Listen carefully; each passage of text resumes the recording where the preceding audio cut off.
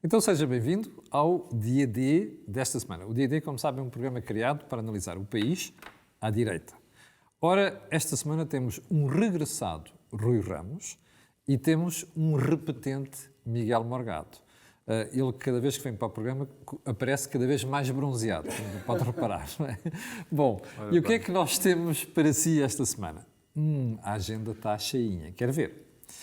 Então é assim, a propaganda do crescimento económico que o Miguel Morgado justamente alertou no programa passado, os números do census, que são preocupantes, o relatório da CPI do Novo Banco e a entrevista do Rui Rio. Quanto às notas finais, daqui a pouco já virei aqui dar conta. Miguel, querias pegar no crescimento económico, na propaganda que tu justamente aqui denunciaste ou alertaste na semana passada. Às vezes penso que é demasiado frustrante comentar à direita a vida do país nos últimos 25 anos. Pois.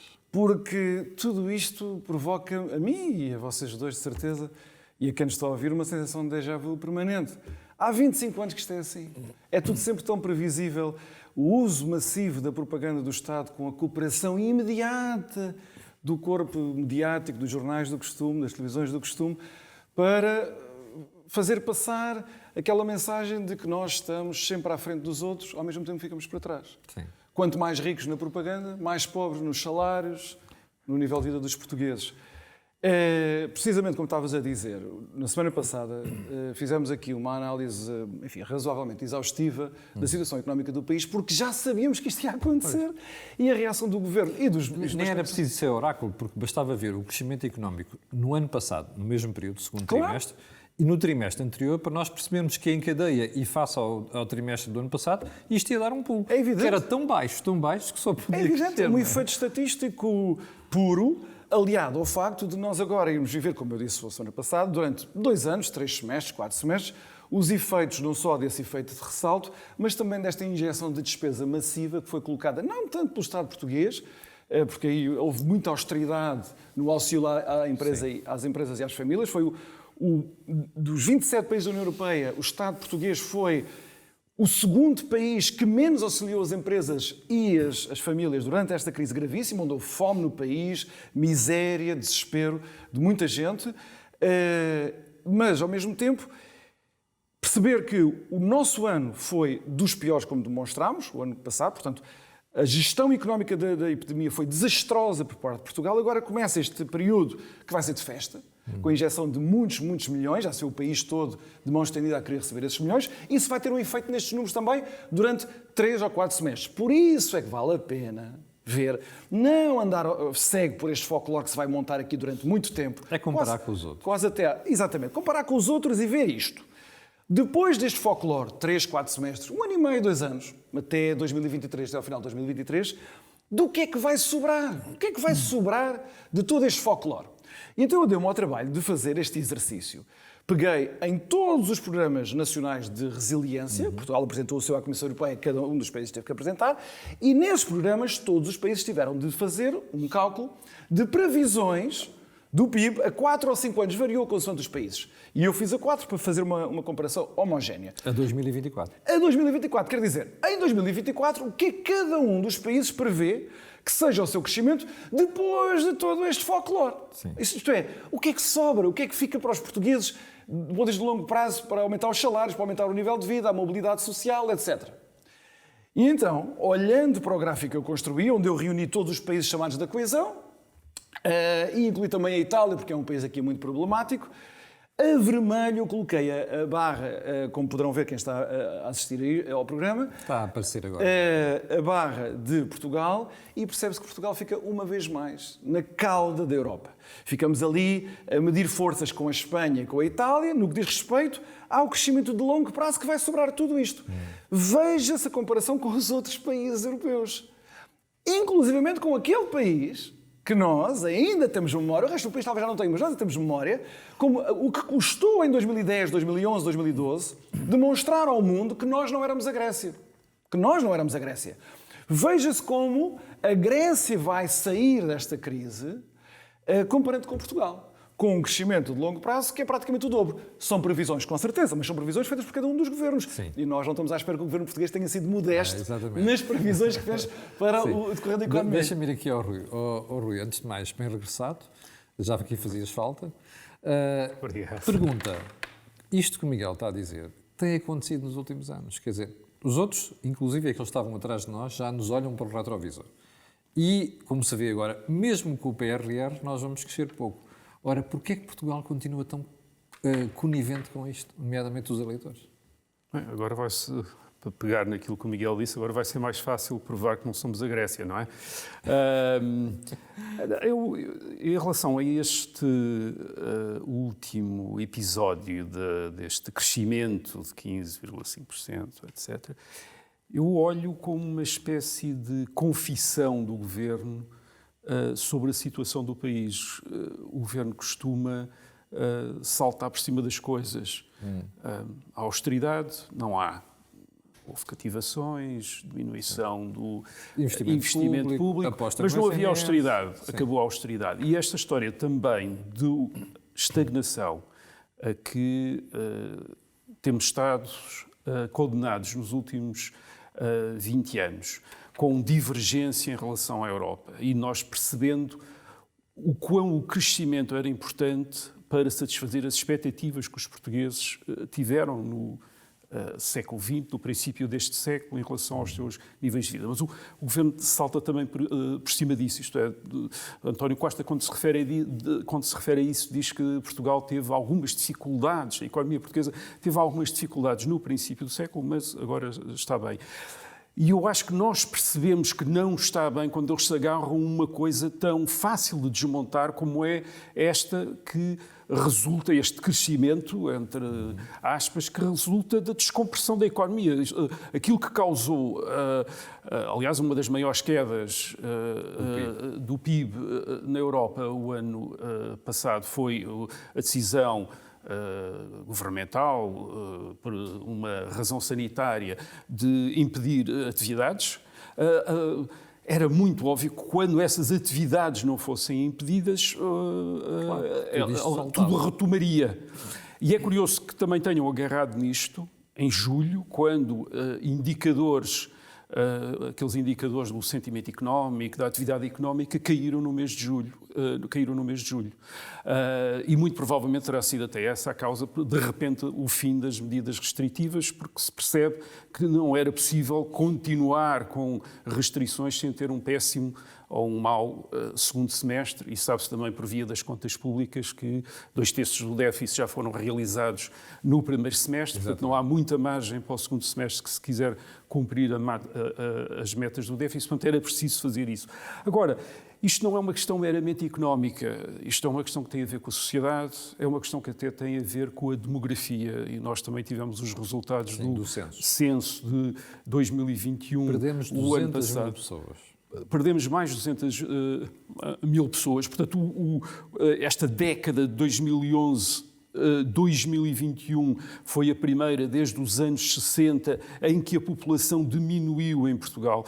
E eu gostava de chamar a atenção para algo que as razões pelas quais os portugueses não têm filhos são muito complicadas, não são... Não há uma razão. Sim, não se pode reduzir completamente a conjunturas. Sim.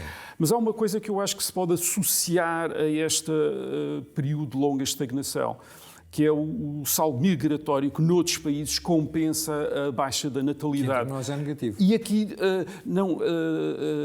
o saldo migratório é positivo, neste censo foi positivo, só que não compensa o saldo natural negativo, isto é, a diferença entre mortes e nascimentos. E isso tem uma explicação que tem a ver exatamente com a estagnação económica, porque a migração, uma migração que é sobretudo motivada pela procura de um melhor nível de vida, Claro que não se dirige para um país onde os salários e as condições de trabalho são inferiores a outros países ao Com uma lado. exceção, que são aquelas pessoas que vêm para cá fazer aquilo que os portugueses não querem fazer, Sim. porque se ganha pouco e são coisas difíceis. Mas essas pessoas, quando têm a possibilidade de ir para um outro país Também da vão. União Europeia, que não Portugal, vão imediatamente. Nomeadamente depois Esse é de que é o ganharem problema. residência em Portugal. Exatamente, esse é que é o problema. Isto é, portanto, o nosso saldo migratório, isto é o nosso, a ideia de que nós podemos evitar ter daqui a 50 anos mesmo menos de 2 milhões de habitantes, porque é aquilo que se prevê que possa vir a acontecer se as coisas continuarem assim. Evitar isso através da migração, bem, se nós mantivermos a estagnação económica, todos os maus, a falta de incentivos para o investimento, como é o nosso enorme esforço fiscal. Miguel Cadilho também escreveu um artigo há uns dias em relação a comparar o esforço fiscal alemão com o português. O português muito mais à frente, aí estamos sempre à frente das grandes economias europeias. Se essas outra razão também, obviamente, para o nosso mau comportamento económico, um Estado capturado por um partido, onde há pouca confiança nas instituições, onde mesmo órgãos independentes, falámos aqui disso há umas semanas atrás, como a Autoridade da Mobilidade dos Transportes, estão partidarizados. Isso também não cria um melhor ambiente para investimento, para trabalho, para poupança. Quer dizer, tudo isso nos vai manter com perspectivas de crescimento económico mais, e depois com as consequências que este crescimento económico tem para a sociedade e até para a demografia. Deixa-me vir aqui ao Miguel outra vez. Miguel, as pessoas normalmente não prestam atenção a estas coisas, mas esta questão do censo é crítica para o nosso futuro, não é? Que nós corremos o risco de ter cada vez menos pessoas do sistema contributivo para sustentar reformas que vamos ter que receber. É fundamental. Costuma-se dizer, no jargão da literatura sobre a demografia, dos estudos da demografia desde os anos 70, que há aqui uma frase típica que é: a demografia é destino. Quer dizer, o destino dos povos é traçado pela demografia. Enfim, um bocadinho de exagero para dar importância aos estudos demográficos, mas tem muito que se liga. Não é só uma questão financeira, não é só a questão do financiamento da segurança social, é uma questão económica. Quer dizer, se a percentagem da população total que cabe à força de trabalho, por contraponto ao facto de, proporcionalmente, a população envelhecida, portanto já reformada, estiver a aumentar, não só a capacidade produtiva do país diminui para sustentar toda a população, como, por exemplo, diminui a capacidade de inovação. São as pessoas mais novas do que eu, para não pensarem que eu estou a dizer mal das pessoas mais velhas. São mais novas do que eu até. Pessoas com 20 e 30 anos que estão na disponibilidade de arriscar tudo, de inovar, de ter ideias novas. Que é o momento certo para fazer É o momento isso. certo para fazer. À medida que a percentagem da nossa população e da quantidade absoluta da nossa população, que está entre os 20 e os 40, vai diminuindo também o leque de possibilidades que se coloca às transformações tecnológicas, à absorção de inovações sociais de todo o tipo. Portanto, uma sociedade envelhecida e uma sociedade demograficamente contraída a menos que haja transformações tecnológicas que nós ainda não conseguimos imaginar, ligadas à inteligência artificial, etc., mas com a economia que nós temos hoje, é empobrecimento. Significa empobrecimento. Deixa-me só 2 ou 3 notas que me parecem importantes. O que o Rui disse acerca da imigração e da natalidade. É muito habitual ouvir na comunicação social, ainda sobre o censo espanhol, vi na imprensa espanhola, dizer que, como estamos com os problemas demográficos, vamos precisar de abrir as portas à imigração para acolher muito mais imigrantes, numa escala, enfim, para proporcionar para compensar esse hiato, não é? Para termos aqui uma demografia estável.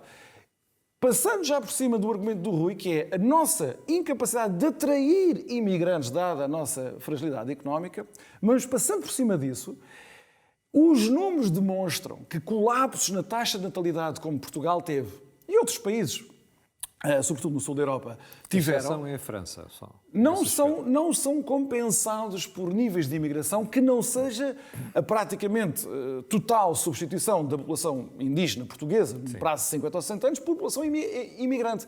Quer dizer, nós estamos a falar de proporções que não se compadecem com os fluxos migratórios normais. Portanto, também aí há muita demagogia, muita resposta fácil para não nos dirigirmos ao problema do colapso da taxa de natalidade. Só mais 1 ou 2 pontos sobre a questão migratória, que é muito importante. Desde que nós temos números fiáveis, e não é há muito tempo que nós temos números fiáveis sobre a imigração, nós já temos números fiáveis praticamente desde 2010. Nós até aí éramos um país do terceiro mundo, do ponto de vista estatístico. Desde 2010 até hoje, portanto, 10 anos, de 2010 a 2020, eu fiz aqui as contas e houve 419.182 portugueses que foram imigrantes permanentes. Já não estou a contar com os temporários, aquelas pessoas que saem e voltam e regressam, como eu também fui, por exemplo. Foram quase 500.000 pessoas que, nos últimos 10 anos, saíram. Se tivéssemos estatísticas fiáveis, perceberíamos que os 10 anos anteriores não foram de um fluxo muito menor de imigrantes. Caso contrário, nós não iríamos à Suíça, ao Luxemburgo, à Andorra, ao Estado canadiano do Ontário e encontrar diásporas portuguesas totalmente gigantescas, sem qualquer proporção com os números das estatísticas que apresentavam. Acresce a isso que o facto de nós termos comunidades imigrantes, as mais consideráveis são as cabo-verdiana e a brasileira, que utilizam Portugal, e bem, não é? Para criar as suas diásporas na Europa. Portugal é um bom trampolim para... Infelizmente, nós não conseguimos reter tantos cabo-verdianos como deveríamos, nem conseguimos reter tantos brasileiros como devíamos. Eu recordo a história patética do governo português, quando houve a crise dos refugiados. António Costa duplicou a proposta já muito generosa que Pedro Passos Coelho tinha feito. Pedro Passos Coelho tinha falado em 5.000, acolhemos 5.000 refugiados do total dos que estavam nas ilhas gregas. E António Costa chegou ali e disse, nós 10.000, porque nós somos um país muito humanista, os outros fecham as portas. Onde é que estão esses 10.000 refugiados? Pergunto eu, alguém foi verificar? É evidente que não recebemos nem 10.000, nem 5.000, nem 2.000 refugiados. E os que recebemos estavam mortinhos por sair daqui, como é racional e natural, para ir para a Alemanha, para a Suécia, para a Dinamarca, para a Áustria, onde as suas oportunidades eram diferentes e onde havia as comunidades com as quais eles podiam identificar, sírios, afegãos, somalis, que já têm comunidades na Holanda, na Alemanha, na Áustria, e evidentemente não têm aqui. Só uma última nota sobre a questão do programa de resiliência e do crescimento económico. Temos que ser breves. Vou acabar com isto. O Rui disse muito bem que isto é um reconhecimento do governo português da fraqueza do seu desempenho. O programa de resiliência também é, porque é uma grande oportunidade perdida. Reparem, a Grécia, por isso é que eu dou o exemplo da Grécia, podem constatar no gráfico que eu apresentei há pouco, a Grécia, que tem problemas estruturais muito maiores que Portugal e sofreu mais com a epidemia do que Portugal, porque depende mais do turismo até do que Portugal. Portanto, todas as debilidades estruturais das economias, a Grécia está numa situação pior do que a nossa. E vai aproveitar o programa de resiliência para fazer uma reconfiguração da sua economia e acelerar o crescimento económico. Nós não vamos fazer nada disso. E quem é que reconhece? Não é aqui o dia-a-dia que normalmente é crítico do governo socialista. É o próprio governo socialista que o reconhece. Está lá, no programa de resiliência. Bom, Rui, vocês também escolheram o tema da Comissão Parlamentar de Inquérito ao Novo Banco e eu suspeito que é por causa do relatório final e da sua votação. Isto tanto pode ser visto como um relatório da Comissão de Inquérito sobre da Comissão Parlamentar de Inquérito sobre o Novo Banco, como uma espécie de longa nota de suicídio das comissões de inquérito. Uma das mais longas notas de suicídio da nossa história parlamentar. Porque já tinha ouvido chamar muita coisa, mas longa nota de suicídio. Porque basicamente aquilo foi... aliás, até a maneira como foi elaborada em público nos momentos finais e, portanto, foi acompanhada pela imprensa, aquelas 200 propostas de emendas, etc. A barganha, o tira uma coisa e põe outra, etc. Aquilo descredibilizou completamente... Porque parece um negócio, no fundo. Parece um negócio. Isso o Partido Socialista fez uma proposta de negócio. A proposta de negócio do Partido Socialista era basicamente... Eles, aliás, depois vieram até explicar aos relatores, ao relator ou outro deputado, se eu não tenho a certeza, que, pois não sei se foi ele que eu li dizer isso, explicar que a proposta até podia ser consensual, porque basicamente transferia todas as culpas para a Comissão Europeia e para o Banco de Portugal. E essa transferência das culpas, obviamente, vinha armadilhada, porque um dos objetivos era tirar qualquer brilho à decisão ou àquela que se dizia que era a decisão de Pedro Passos Coelho, em 2014, de não corresponder à solicitação de Ricardo Salgado para o Estado ajudar aquele universo 10. E, portanto, aquilo era do género, bem, nós não vamos culpar ninguém aqui, vamos culpar lá fora, mas basicamente vamos tirar aqui vocês dizem que isto foi uma das grandes decisões, portanto agora vai sem deixar de ser. Claro, o PSD depois aproveitou a vontade que o Bloco e o Partido Comunista tinham de também meter lá a mão e de culpar um bocado o PS e de culpar outras coisas, para negociar uma série de coisas, pôr os nomes dos ministros socialistas que aparentemente não estavam na versão original do inquérito, onde estavam os nomes dos ministros do governo de Passos Coelho, mas depois o governo seguinte era tratado apenas como o governo em abstrato. Portanto, foi essa coisa e introduziu aquilo, e o PSD conseguiu introduzir a ideia de que o governo, na venda de 2017, portanto, passando da resolução de 2014 para a venda de 2017, o governo não tinha sido claro em relação aos custos e tinha, sobretudo, participado ativamente, o ministro Mário Centeno teria participado ativamente. Agora, isto teve havia aqui umas contrapartidas, e uma delas parece ter sido aquela introdução pelo PCP de uma fraude política. Sim. E isto é uma coisa... Enfim, o líder do PSD, Rui Rio, tratou como um pormenor, quer dizer, uma coisa que era perfeitamente aceitável para se obter aquela ideia de não aceitar a narrativa do PSD, mas a verdade é que aquilo é extraordinariamente carregado e viu-se na imprensa, aliás. Primeiro, quando começaram a surgir a história das emendas, o foco de facto foi na luz que tinha sido lançada sobre a ação do governo de António Costa em 2017 na venda, mas rapidamente aquilo resvalou para a caracterização de um ato do governo anterior de 2014 como fraude política, isto é, um engano deliberado, consciente, isto é, do governo em relação... Isso, quer dizer, aparentemente era-nos pedido pelos deputados que está bem, mas olhem para o lado, aquilo é uma espécie de balança. E isso, nós vamos falar da entrevista de Rui Rio a seguir, mas foi curioso, nessa entrevista, uma das referências que Rui Rio lá faz é, enfim, ele acusou depois o ministro Eduardo Cabrita de ter mentido, e uma das perguntas que lhe fazem é, acha que devia haver uma comissão parlamentar de inquérito sobre isso? E ele diz, não, as comissões parlamentares de inquérito, isso não serve para nada. Portanto, isto basicamente deu a ideia ao país de a barganha, a utilização desta linguagem como fraude política, que é uma linguagem de artigo de opinião, exatamente, quer dizer, de Facebook, de Twitter, de uma coisa assim, num documento parlamentar. Tudo isto é desacreditar, como já tinham o próprio procedimento desta Comissão Parlamentar de Inquérito, e falámos aqui dela, tentar chamar pessoas, tentar expor ali coisas, os próprios protagonistas parlamentares, enfim, a tentarem trabalhar para a televisão com as suas caretas, com as suas perguntas retóricas, etc. As comissões parlamentares de inquérito tinham de ser importantes, porque quer a resolução, quer o... Mas isto desacredita as comissões parlamentares? Limite imenso, quer dizer, limite imenso. É verdade, podem ser uma forma de trazer documentação para a praça pública e aí alimentar a imprensa, mas são isso, quer dizer, os relatórios, acho que ninguém os vai ler da mesma maneira depois de saber como é que isto foi feito. Isto é como as salsichas. Nós não gostávamos de saber como é que as salsichas são feitas.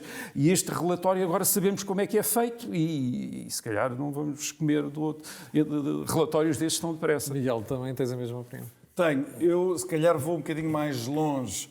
Eu diria que esta é a nota de suicídio definitiva, não é? A despedida das comissões de inquérito, o que é uma machadada severíssima na instituição parlamentar, mas a cicuta com que as comissões de inquérito foram envenenadas começou a ser tomada em 2016. Eu participei em 3 comissões de inquérito, todas questões do setor financeiro, da banca, desde 2016 até 2019. Bem, na realidade, em 2016 e 2017. E vi imediatamente como o Partido Socialista, para montar a geringonça, destruiu as comissões de inquérito logo ali. A primeira a destruir é a primeira que a legislatura da geringonça tem, que é a do Banif. Foi destruída pelo Partido Socialista em colaboração com o Bloco de Esquerda e com o PCP para destruir politicamente a direita. Não serviu para rigorosamente nada da Comissão de Inquérito. Aliás, pelo contrário, na Comissão de Inquérito do Banif foram apurados em público, nas audições que foram transmitidas em direto na televisão, coisas da maior gravidade, nomeadamente sobre o envolvimento da direção da TVI naquela notícia falsa que depois provoca a corrida ao Banif. Tudo isso foi demonstrado na altura com documentação e com depoimentos. Foi demonstrado uma coisa gravíssima do conhecimento do ministro Mário Centeno, antes do prazo do encerramento da venda, de que a venda seria entregue ao Santander. Isso fui eu que pessoalmente me encarreguei de demonstrar na comissão de inquérito ao ministro Mário Centeno, na inquirição que fiz diretamente a ele por 2 vezes. Tudo isso foi apagado, tudo isso foi, no relatório, foi omitido. Portanto, a partir dali, o que interessava era ganhar uma vitória mediática para destruir politicamente a direita e a liderança da direita, numa espécie de vingança pelos 4 anos do governo PSD-CDS. A Comissão de Inquérito deixou de existir. E deixou de existir depois nas comissões de inquérito a seguir, da Caixa de Depósitos. Eu não entrei em pormenores, porque nunca mais saímos daqui, mas foi o PS que as destruiu para garantir a geringonça. Constituir a geringonça levou a muitos destes danos, que nós agora vamos acumulando uns aos outros. Mas este foi um deles. Mas porquê é que o PSD aceita uma formulação destas, fraude política? O desempenho do grupo parlamentar do PSD, e eu digo isto a medir todas as palavras, porque eu fui deputado do PSD e sou amigo pessoal de muitos daqueles deputados. E votei neles. Portanto, eu fui um dos portugueses que constituiu aquele grupo parlamentar. O desempenho daquele grupo parlamentar foi absolutamente deplorável. Deplorável! Porque dias antes, o deputado encarregue de liderar os trabalhos da parte da bancada do PSD, o Eduardo Pacheco, fez uma intervenção que quem ouviu, eu ouvi, diria que o PSD nunca aceitaria um relatório daqueles e votaria contra, que era o que deveria ter feito. Passados 2 ou 3 dias, provavelmente por instruções de Rui Rio, não faço ideia, os deputados vão votar a favor daquilo que diz que a resolução é uma fraude política. Eu posso dizer que aquela votação levada a cabo pelo PSD é a fraude política de 2021. Foi aquela votação da responsabilidade do PSD. Mas mais, a Iniciativa Liberal, sempre tão moralista, a dar lições a toda a gente do liberalismo, do funcionamento dos mercados, a rejeitar a cultura do compadrio, votou este relatório vergonhoso. E o CDS, apesar da Cecília Meirelles ter dito que era uma mentira, na sua intervenção oral ter dito que era uma mentira, a resolução ter sido uma fraude política, absteve-se envergonhadamente numa decisão que é tão grave como... Mas porquê é que achas que a direita em bloco fez isto? Não sabemos se é por incompetência, se é por ingenuidade. Rui Rio queria ter este relatório aprovado. Queria ter este relatório aprovado por uma razão. Embora tenha sido o PS a ter-se posto à frente a pedir a comissão de inquérito para não ser apanhado atrás, foi Rui Rio que começou a insinuar que seria preciso uma. Quando ele começou a lançar todas aquelas suspeitas de que a venda tinha sido feita em condições muito danosas para o erário público. Nós já falámos sobre isso aqui quando comentámos a comissão de inquérito, mas eu quero só dizer isto. Rui Rio estava desesperado para ter lá no relatório demonstrado que a sua tese era verdadeira, que a venda tinha sido altamente duvidosa. Sacrificou só do resto. E então era preciso garantir isso, sacrificando tudo o resto. E depois eu o vejo a dizer, bem, sabem como é que isto é? Dando aquela ideia que as pessoas, se calhar, até acham bem, que se é imparcial, moderado, contido, damos aqui a nossa versão, mas também temos que aceitar a dos outros. O resultado final disto tudo, como talvez só o PS tenha percebido no final, depois de toda a desonestidade que houve, foi que a versão que foi contemplada não foi a do PSD com detalhes ao lado. Exato. Também não foi a do Partido Socialista com detalhes ao lado. O do Partido Socialista era que a venda, afinal de contas, já não era da responsabilidade de António Costa e de Mário Centeno, que foi uma péssima venda da responsabilidade deles, dos dois, porque os dois foram falar ao povo português a dizer que a responsabilidade era deles em 2017. Sim, é verdade. É uma loucura. Não, agora até disseram que não ia haver custos. E remover o Banco de Portugal do assunto, porque eram todos os incompetentes lá no Banco de Portugal, o Carlos Costa, etc. Agora estar a dizer que não tem nada. Mas, enfim, também não foi a versão do PS que vingou. Qual foi então? A versão que está no relatório foi da extrema-esquerda. Exatamente. Foi do Bloco de Esquerda e do PCP. Portanto, não é o caso de, não, o PSD pôs lá a sua tese e depois, com certeza, temos de negociar. Não. O que triunfou foi que houve fraude política em 2014 e houve marosca com contornos criminais e de responsabilidade política gravíssima na venda de 2017. Quem diz isso é o Partido Comunista Português e o Bloco de Esquerda. E a Iniciativa Liberal votou a favor daquilo. O PSD votou a favor daquilo e o CDS, que já volto a dizer, é tão grave como votar a favor, absteve-se. Ora, isto não tem qualquer razão de ser. O PS deu o mote para não haver relatório, que foi, eu agora já não assumo a minha responsabilidade de relator, o Fernando Anastácio. Não é? Querem fazer isso? Então já não assumo a responsabilidade. E o PSD diria, então eu também não me revejo nisto, porque isto é demasiado grave, eu voto contra. e punha-se um fim a estas comissões de inquérito de fantochada, que é o que nós tivemos. Portanto, o balanço disto tudo é realmente uma grande desilusão com a prestação dos deputados, das lideranças partidárias, porque os deputados já se vê que não têm qualquer autonomia política, as lideranças partidárias, António Costa no PS, Rui Rio no PSD, João Coutinho Figueiredo no IEL, mas não vou falar da extrema-esquerda. A extrema-esquerda venceu. Sim. A extrema-esquerda venceu naquela comissão de inquérito. Miguel, vamos passar rapidamente, estamos já com muito tempo de programa, estamos praticamente a meio, ou mais de metade já do programa decorrido. Eu queria ir ainda à entrevista de Rui Rio ao Expresso. Porquê é que vocês os dois escolheram este tema? Bem, rapidamente. Naquela entrevista, Rui Rio diz uma coisa que diz há muito tempo. Ele diz: eu vim aqui para governar mais ou menos a meias, ou em cooperação, na oposição, ou institucionalmente no governo, com o Partido Socialista. O Partido Socialista não aceita as minhas propostas, o que era óbvio desde 2018. É verdade. Mas ele chegou a essa conclusão agora. E até diz que, no fundo, está a corresponder ao que Pedro Passos Coelho lhe disse, que o PS não aceita, então ele teria de avançar. Mas reparem o que é que ele diz. Eu lanço as minhas propostas. O PS vai apoiar? Muito bem, vamos reformar o país no sistema eleitoral e uma revisão constitucional que ninguém pediu. Mas, enfim, o PS não quer. Então eu não estou aqui a fazer nada. O que o Rio diz é: então eu não estou aqui a fazer nada. Porque se não houver revisão constitucional, que não vai haver, se não houver revisão do sistema eleitoral, que não vai haver, então o programa político do Rui Rio acabou. Só uma última nota a um aspecto que eu sempre tentei chamar a atenção também, nunca fui muito eficaz. Mas Rui Rio dá-me esse mote nesta entrevista. A dada altura, lá para o final, ele diz, assim como quem não quer a coisa, que em 2019 a justificar se estava mais à esquerda, se estava mais à direita e tudo mais, e que ele tentou colocar o PSD mais à esquerda, ele reconhece isso, e portanto a Iniciativa Liberal podia ter o seu lugar, porque ele tinha que colocar mais à esquerda. Ele diz assim: mas olhem que até calhou, em 2019, com base nos números, não é, dos eleitores, que até fomos buscar mais votos à direita, vejam lá. Eu disse isso logo quando houve as eleições de 2019. Rui Rio, que desprezou os militantes, simpatizantes e eleitores do PSD, desde que é presidente, que não se revêem num PSD esquerdista ou num PSD do Bloco Central, sempre os desprezou. No caso dos militantes, até os convidou a sair. Não é? Agora diz que quem lhe salvou a pele em 2019, dando os 27%, foram os eleitores que ele desprezou. E ao mesmo tempo reconhece com a maior das desfaçatezes que a estratégia dele, que era no centro, a questão dos eleitores. Portanto, nós vamos virar à esquerda para ir buscar os eleitores que estão no centro ou no centro-esquerda. E ele diz que essa estratégia falhou redondamente. E foi o fracasso dessa estratégia que o salvou a ele pessoalmente à liderança dele. Mas a entrevista tem um pormenor muito importante, é que mostra que o Rui Rio não vai entregar o lugar. Não, isso não vai, mas isso para mim não é novidade. Ele vai... Tu já dizias isto aqui nos bastidores do Eu sempre disse isso. Ele vai disputar o mandato, que é um mandato muito importante, porque haverá eleições legislativas necessariamente no próximo mandato presente do PSD nas eleições diretas que terão lugar entre dezembro e fevereiro de 2021, fevereiro de 2022, ali mais ou menos naquele intervalo. Ele vai a jogo, diz que não há nenhuma alternativa no PSD.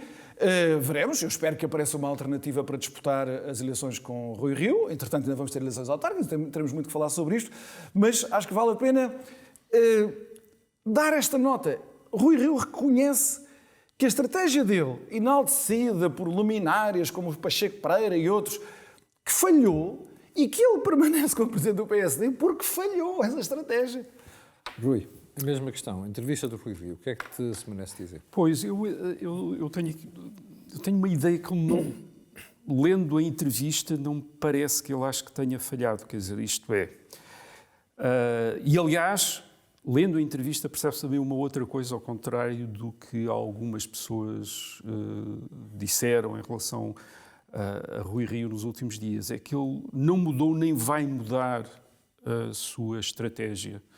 A estratégia que ele toma a partir de 2018, depois confirmada em 2019, é basicamente tentar colar o PSD ao PS com uma forma de, segundo ele, tornar menos tóxica a imagem que o PSD teria resultante dos 4 anos de governo 2011-2015. Portanto, ele é daquelas pessoas que julga que o PSD se incompatibilizou ao aplicar os programas de ajustamento entre 2011 e 2015, que se incompatibilizou com setores do eleitorado que é fundamental recuperar, e a maneira de os recuperar é fazer esse eleitorado, que ele julga que se deslocou para o PS, não ver o PSD como uma ameaça, isto é, ver o PSD como mais um PS. Ele na entrevista diz, a determinada altura, que o PS não aceita as reformas, que o PS é o sistema. Verdadeiramente ele não pensa que o PS é o sistema, ele pensa que o PS é o país. Ele acha que o PS é o país e, portanto, que tem de estar próximo do PS para conseguir. E é isso que ele vai continuar a fazer, isto é, estas propostas de revisão constitucional, é sempre aquela ideia de nós estamos aqui para negociar com o PS, não é com o PS que estamos que não vai haver alteração nenhuma de estratégia política por parte do... Não, porque eu acho que ele não julga que falhou e há uma coisa, essa referência aos eleitores que ele em 2019 acha que foi buscar à direita, depois de ter situado o PSD no centro-esquerda, dá a ideia de porque é que ele acha que não falhou. Porquê? Porque a estratégia de colar o PS ao PSD, portanto, é oferecer o PSD como uma espécie de suplente do PS. É o partido sucessor do PS. Ele, aliás, cria mais uma vez uma perspectiva de sucessão ao comentar a possibilidade de António Costa se ir embora. Portanto, é verdade, nós não conseguimos ganhar eleições, mas se António Costa se for embora, aqui está o PSD, porque depois o PS desfaz-se, como ele diz, e aqui está o PSD para ir fazer o lugar do PS. Ora bem, o que é que poderia comprometer esta estratégia de suplente, de substituto, de ser aquele que tem, digamos que, o direito de suceder ao PS quando o PS, por qualquer razão, ficar incapaz de governar. Era o PSD estar ameaçado por qualquer força à sua direita que lhe estivesse a tirar votos e a comprometê-lo no segundo lugar. E eu creio que é isso que o Rui Rio, em 2019, tirou a limpo e que as sondagens o vão confortando. As pessoas olham para o resultado do PSD, os tais 28%, coisa por cento. Ele olha para os resultados do Chega, da Iniciativa Liberal, do CDS, e isso deixa-o completamente descansado. Isto é, quando houver rotação, e ele acha que vai acabar por haver, isto é, porque ou António Costa se vai embora, ou acontece qualquer coisa, é ele que está a seguir. Quer dizer, é o senhor que está a seguir. Está lá sentado. Portanto, ele vai disputar não apenas vai tentar não apenas disputar as eleições de 2023, mas provavelmente as de 2027 e as de 2031. Isto é porque ele acha que um dia aquilo vai mudar. Portanto, ele está completamente convencido que está no bom caminho. Você está com o dia D, já chegamos ao final daquilo que são os temas normais e agora vamos para as notas finais. Miguel, vocês escolheram para as notas finais a entrevista de Mariana Vieira da Silva, mas também um cartaz da candidatura de Fernando Medina em Lisboa. Vamos a isto. Mariana Vieira da Silva, Ministra da Presidência, deu uma entrevista que tem como destaque esta frase que não sei como é que Rui Rio a lerá, mas estas coisas não deixam de ter uma certa ironia. Que ela diz que o PSD tem-se rendido permanentemente à agenda da extrema-direita. Evidentemente que isto é uma mentira. É a agenda do PS. Isto é uma mentira, quer dizer, isto é uma mentira sem qualquer qualificação, sem qualquer paliativo. É uma mentira. Mas o que é interessante é que esta mentira ela está simplesmente a papaguear uma mentira que tem sido preparada, não é? Uma estratégia. Que é repetida pelo Bloco de Esquerda, pelo PS, pelos comentadores que gravitam à volta do Bloco de Esquerda e do PS, e que reflete um aspecto muito mais profundo da dinâmica cultural, digamos assim, do debate político, em Portugal e em outros países, mas em Portugal certamente, que é fascismo e extrema-direita quando a esquerda quiser. Portanto, há uma espécie de nominalismo total daquilo que representa radicalismo político. Portanto, volto a dizer, António Costa é o grande responsável por esta inversão total, que não é só semântica, porque isto depois tem consequências práticas, tem consequências institucionais. Quando António Costa disse, reiteradamente, em 2016, no Parlamento e fora dele, que Bloco de Esquerda e PCP eram partidos moderados, CDS e PSD eram partidos radicais. Portanto, ela aqui o que é que vem dizer? Para condicionar radicalmente a atuação e o discurso político da oposição, ela associa a uma forma tenebrosa. E está a piscar o olho aos partidos de extrema-esquerda por causa do Orçamento de Estado de 2022. E não só, quer dizer, Mariana Vieira da Silva, é preciso perceber que Mariana Vieira da Silva, a ministra que bate no peito pelas questões da igualdade, mas que na verdade chegou a estar no governo com o próprio pai, enfim, naquelas próprios daqueles regimes hereditários que são uma contradição total com o igualitarismo porque eles se batem. Mas Mariana Vieira da Silva vem da tropa de choque de Sócrates. Como de resto, a parte mais combativa deste governo de António Costa. Mariana Vieira da Silva faz parte daquela geração que esteve a utilizar todas aquelas abordagens táticas de combate político ferocíssimo em torno de José Sócrates, daquele governo corrupto, e, portanto, ela sente-se perfeitamente à vontade para usar e abusar da linguagem, usar e abusar desta cultura de respeito democrático pela oposição, porque foi sempre assim que ela construiu a sua carreira. A tendência para fazer cristalizar reivindicações político-ideológicas de um partido, para ser PS ou Bloco de Esquerda, em grandes consensos morais, como seja a aversão ao radicalismo de direita, não é? A aversão ao fascismo, a aversão à extrema-direita, por um lado, confundir isso com qualquer reivindicação política do PS, e, ao mesmo tempo, cristalizar posições político-ideológicas de partidos em torno da linguagem dos direitos humanos, que é outra coisa que está a ocorrer em paralelo, é um lado muito perigoso dos acontecimentos que estamos a assistir. Meus amigos, já vamos com 40 minutos de programa, temos de ser muito sucintos agora. Eu acho que isto, nós temos de relacionar isto com o primeiro tema que aqui abordámos. Num país com uma economia estagnada e divergência, o que é que resta ao governo? Quer dizer, ou fazer aqueles festivais com os 15% da recuperação, ou então dizer que somos o último baluarte contra o fascismo. Quer dizer, portanto, é oferecer às pessoas a ideia, sim, estamos cada vez mais pobres, estamos cada vez na Europa, mas estamos aqui a resistir ao fascismo. Votem em nós para resistir ao fascismo. Portanto, o antifascismo em Portugal é o último refúgio daqueles que falharam, daqueles que não são, e já agora, daqueles que não conseguem. O cartaz da Câmara Municipal de Lisboa, Miguel? É um cartaz que é indicativo dos prodígios que o poder socialista, neste caso local, é capaz de fazer. Então, um menino que utiliza as ciclovias a pedalar para todo lado na cidade, desde os 2 anos de idade. Desde os 2 anos de idade. Ele tem 12 anos e há 10 anos a pedalar. Ele é utilizado ali como um grande símbolo. Talvez, mas enfim, é para dar uma ideia de como nós estamos bem neste crescimento prodigioso. E um dia há de pedalar para fora de Portugal se tudo isto continuar. Quer dizer, portanto, é uma via verde para fora. Ora bem, porque as autoestradas também servem para sair, não é só para vir, não é? Bom, e as ciclovias? Foi o dia D desta semana com o regressado Rui Ramos e com o repetente Miguel Morgado. Já sabe, para o final fica sempre aquele pedido, que é colocar um gosto e fazer partilha nas redes sociais. Já agora subscreva também aqui a página, porque aquilo que você ouve aqui não ouve mesmo em mais sítio nenhum. Obrigado e até à próxima semana.